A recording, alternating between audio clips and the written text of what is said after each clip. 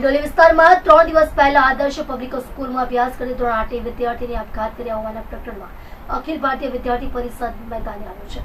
આજે Athwa lines collector કચેરીએ મોરચો માંડી નારેબાજી કરી ઘટનાને વખોડી કાઢી। ઘટનાની નિષ્પક્ષ તપાસ થાય અને જે પણ આ કૃત્યમાં ગુનેગાર છે તેમની ઉપર યોગ્ય કાર્યવાહી કરવામાં આવે, નહીંતર અખિલ ભારતીય વિદ્યાર્થી પરિષદ ઉગ્રથી ઉગ્ર આંદોલન કરશે તેવી ચીમકી સાથે ડીઓને આવેદનપત્ર આપી રજૂઆત કરી હતી।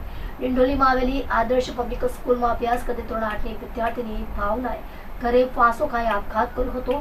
તેના પગલા પાછળ શાળા જવાબદાર હોવાનો આક્ષેપ પરિવારે કર્યો હતો, જેમાં આદર્શ પબ્લિક સ્કૂલમાં અભ્યાસ કરતી ધોરણ 8ની વિદ્યાર્થીની દ્વારા તેમની ફી ભરેલી ન હોવાથી તેમની શાળાના સ્ટાફ દ્વારા ગેરવ્યવહાર કરી તેને ટોયલેટ પાસે 2 દિવસ ઊભી રાખી હતી તથા તેને પરીક્ષામાં પણ બેસવાની ના પાડી હતી। તેથી વિદ્યાર્થીની અત્યંત માનસિક ત્રાસથી પીડાતી હતી અને છેવટે તેણે આત્મહત્યા કરી હતી, જે સમગ્ર શિક્ષણ જગત માટે એક શરમજનક ઘટના ગણી શકાય છે। આવી ઘટના વારંવાર શિક્ષણ જગતમાં બનતી હોય છે, તો આ ઘટનાનું અનુસંધાને અખિલ ભારતીય વિદ્યાર્થી પરિષદ વિદ્યાર્થીને ન્યાય અપાવવા માટે સામે આવી છે। આજે અઠવા લાઇન્સ કલેક્ટર કચેરીએ મોરચો માંડી નારેબાજી કરી વિરોધ નોંધાવ્યો હતો। ડીઓ દ્વારા સ્કૂલો પર યોગ્ય નિયમ બનાવવામાં આવ્યા છે, પરંતુ માત્ર નામ પૂરતા નિયમો લાગી રહ્યા છે।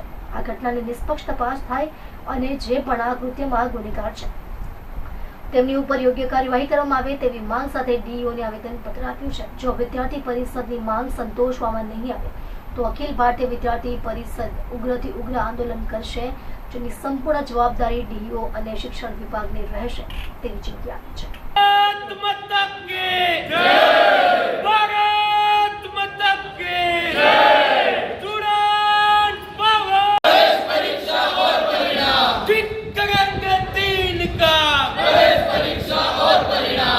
जी नमस्ते, मारू नाम अदिति देसाई है। सूरत महानगर सहमंत्रीનું દાયિત્વ છે અખિલ ભારતીય વિદ્યાર્થી પરિષદ।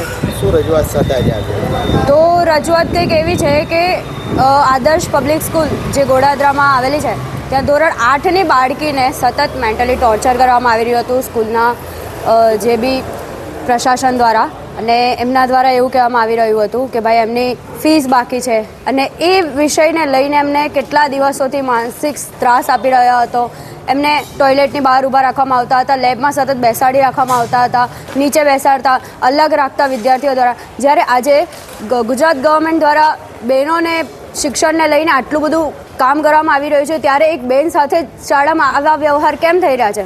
આ વિષયને લઈને આજે વિદ્યાર્થી પરિષદ ઉગ્રથી ઉગ્ર માંગ કરી રહ્યું છે કે બહેનોની સુરક્ષાનો પ્રશ્ન, કે ભાઈ બહેનોને માનસિક ત્રાસ આપવાનું ક્યારે બંધ થશે, એ વિષયને લઈને આજે ડીઓ સાહેબ સાથે એક આવેદન આપવા જઈ રહ્યું છે વિદ્યાર્થી પરિષદ।